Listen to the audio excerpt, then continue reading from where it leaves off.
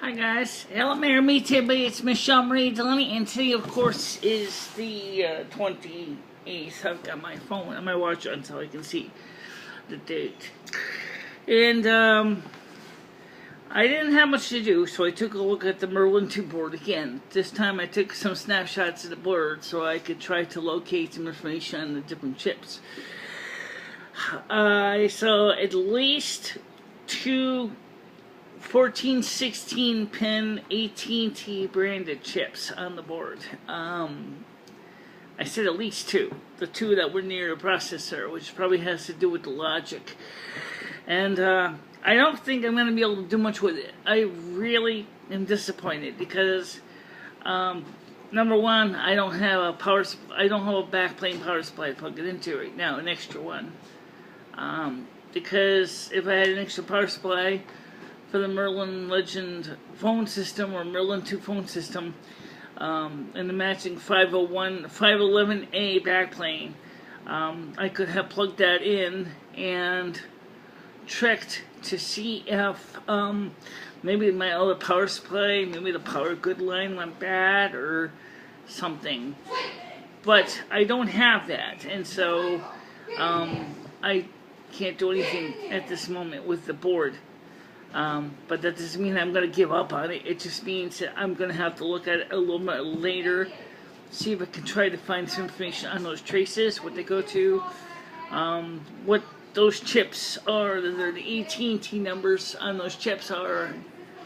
I mean, they could be PALs, which would be very likely possibly program array logic chips, which in that case, or maybe even just maybe rebranded chips with the AT&T name on them. Maybe they might be just generic chips. Definitely, more than likely, syncable logic, digital logic gate. I just have to keep looking and see what I can figure out. Today is a little cooler than it's going to be in the next few days. It's going to be cool for the most part. So, that's good. I'm not going to be sweating my ass off. And I got a new subscriber, and I don't have access to her name right now because I'm obviously using my phone to do the video. But so what I'm going to do is, since I have time, I might just put this into the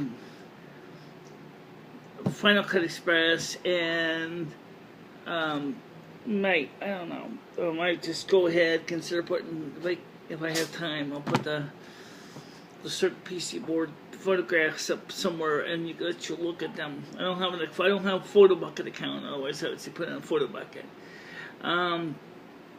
But at this point, I'll have to figure out if I can find some way to demystify it. Now, funny thing is, when I was a kid, I used to be great at mazes. You would think a person who's legally blind doing maze work would suck. Well, it's doable. Doesn't mean I'm doing a good job at them, but it is doable. So, but that was over 40 years ago, and I mean, you know, my eyes ain't the same as they were when I was a teenager, and they certainly are not, especially not my right eye. My right eye is a fucking mess. Some days it does good, and some days it sucks. So, let's talk about something that don't suck. It is more than likely confirmed that Foxconn is going to be building a new 11-acre LCD fabrication plant in Wisconsin, and they're going to be investing over $10 billion into the factory, with the final output of the hiring up to 12,000 people. In addition to that, Walmart is looking to bring jobs back, or manufacturing jobs back to the United States too. And I saw those two articles, and I was really excited to hear that. The majority of the states have been doing very good as far as revitalization of economies. Some states, unfortunately, I wouldn't be surprised if Connecticut's one of them because of their own stupidity, may not have been doing as good as, say, Texas, which is booming and lowering the unemployment rate. But I think it's North Dakota. It's pretty high, and I got a feeling Connecticut's not doing too good either as far as statewide unemployment figures. But you know, how much of that's Daniel P. Malloy's fault? How much is it just the plain Connecticut legislature and their stupid, boneheaded decisions on how they manage the state? I'm going to say that for those of you people who are naysaying Donald Trump and saying he's not doing nothing good for this economy, the number of people, in fact, even some Democrats, are actually becoming more receptive in a positive light of what Donald Trump's doing. He has kept his promise. He's doing his job. He invested his last quarterly paycheck to the Department of Education to improve education for our students.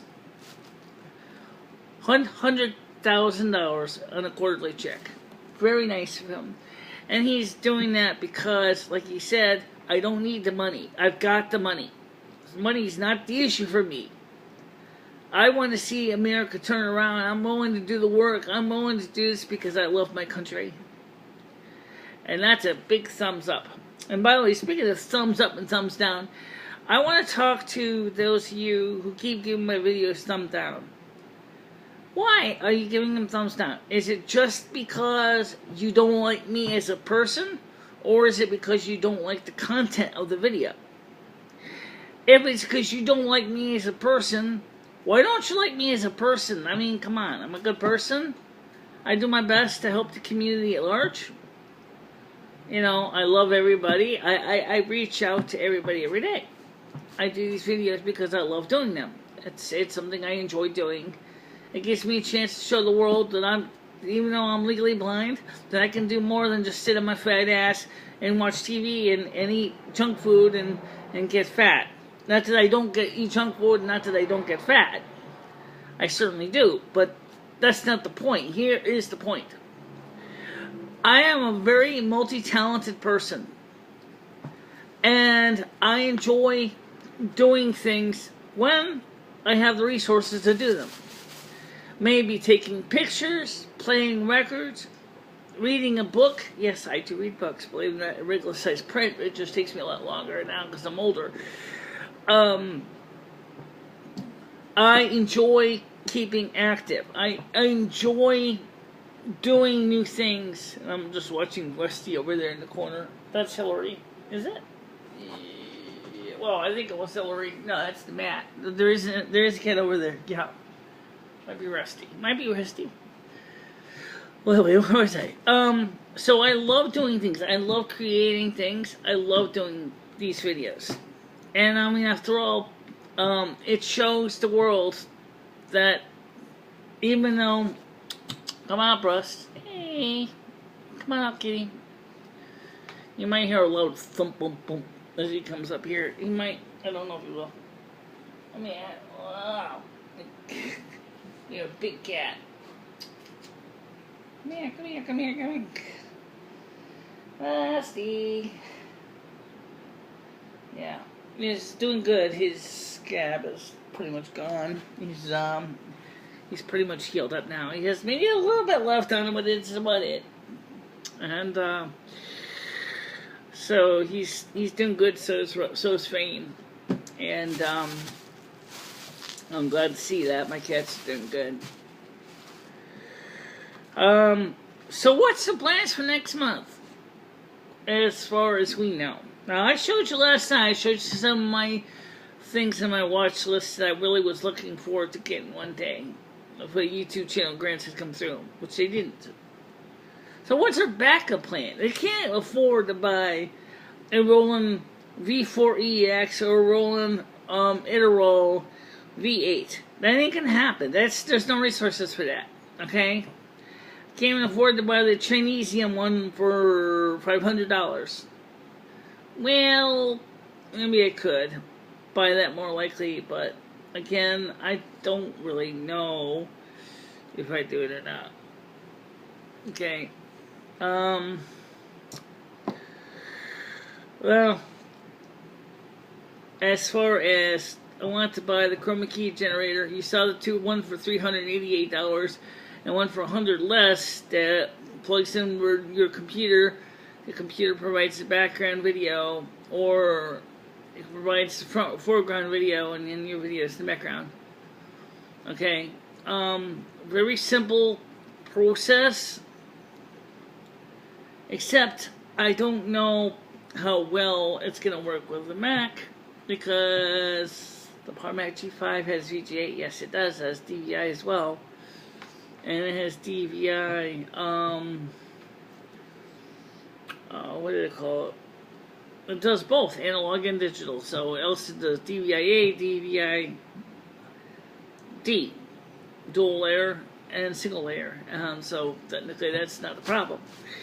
The problem stems from the fact is that the video output is got to go into a renderer. That's why the rendering box comes in. So when I'm doing uploads to live streams to YouTube, the video can render it. If I connect it to my second video monitor port and have a second flat screen monitor, then I could actually, excuse me? You got it wrong, because that won't work, because you got, wait, yes it would. I stand corrected. You stand corrected, because I forgot. Yeah, it would work. It would work, but a little bit complicated. But you're the wizard. You figure it out. You know how to wire it. You can. I got some ideas. You know. Okay. So that's $288 for the VGA one. It comes with a remote control, probably because they didn't want to put enough buttons on the front of the thing. Which means it's got this thin little cheap Chinesian remote, which guarantees you're gonna lose the fucking thing, and then you're gonna basically wish you still had it. I could buy the $800 one. That's does picture-in-picture and things like that too, and it gets chroma key and stuff. But it's a brand I never heard of. But then so is the other two, and that's. But obviously, the $100, as I said last night, is still in that account. We're not using it yet.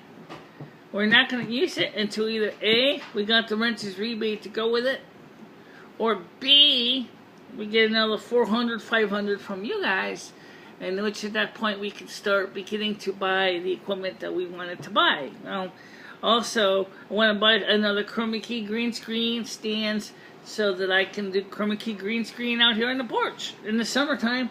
Make it nice. I'll be able to sit out here on the porch, put the chroma key up behind me, and then instead of sitting in the house and sweating my ass off, I could do it outside here. And the one package I'm looking at has three backdrops. One's black, one's green, and one's white. I wouldn't use the white one that much, but the black one I might use once in a while, and the green one I might use, of course, the most. Except I'm kind of wearing kind of a coral, kind of a sea blue right now, bluish green, aqua shirt. So I don't know how well that would look, but with the green screen. But the point is that there is a technology, and that's what we're gonna do. I am a little bit disappointed that the Merlin II processor board is going to take me a lot longer to demystify than I thought, but I knew it was definitely not a burnt part, at least not physically burnt. I looked on the board to see if there was any burnt parts, and I didn't see any burnt parts. So I'm wondering if something else, maybe in the power supply circuit, that the new processor isn't using, that the old processor is using, maybe that something went wrong, or something in the backplane. So, and that's what I think I'll look into next, to see if I get another 511A backplane and a 391A1 power supply, because I saw one for $12 and it came with the 129B ring generator, which I have been looking for the real honest-to-God ring generator for quite a few years. Not the simulated ring generators you sometimes see on the, like on the 01 basic telephone board with ring generator. That ring generator is using a boost converter to do the high voltage ringing circuit. So I'm talking about a real honest-to-God isolation transformer, proper filtering, and frequency conversion to create the 30 hertz 104 volts VRMS circuit for the ring circuit for standard bell phones. Apparently it supports up the ringer equivalence number of about 4, so you can have about 4 Model 500 ringing simultaneously. So that'd be kind of good. So it'll be also a little more durable than the solid state ones, which I've had, like the BTMI from the Merlin 206 that keeps burning out something inside the circuit. Probably a fuse. Maybe you should look at that and find out what's going on if there is a fuse that blew out. Yeah, I could look at that. It's easy enough to pop open and then just go ahead and buzz it up in my DVM and look at that. Which I need a new DVM because mine's getting old. I don't know if it's a class. I don't know what the class sort of safety certification is. It's an old Necronta, so it's. I can't tell you if it's a class 2 or class 3, but it's been used for low voltage testing for years. So, oh yeah, also testing 240 volts AC, and it works fine for that. And it supports up to, I think, 650 volts AC. The probes are shit, but I've bought plenty of probes in my time, so. Apparently, the new probes can get around some very small surface mount parts, which is good. But that's about it. So, as far as the users, I want you guys to know that I'm going to do my best to come up with some new content. I will do what I can. And like I explained last night, when you're on a fixed income, sometimes it's a toss-up between what to buy and what to do. Because you can't always buy everything you want, and you can't always do everything you want. So, because of the lack of funds, sometimes it's a matter of, sometimes I have to put one project on hold while I pop onto another project. I don't really get a chance to go jumping back and forth on all these projects. But I definitely like your idea, Loom. Really? Yeah.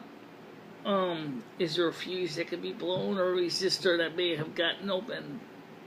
Yeah, I'll look into it.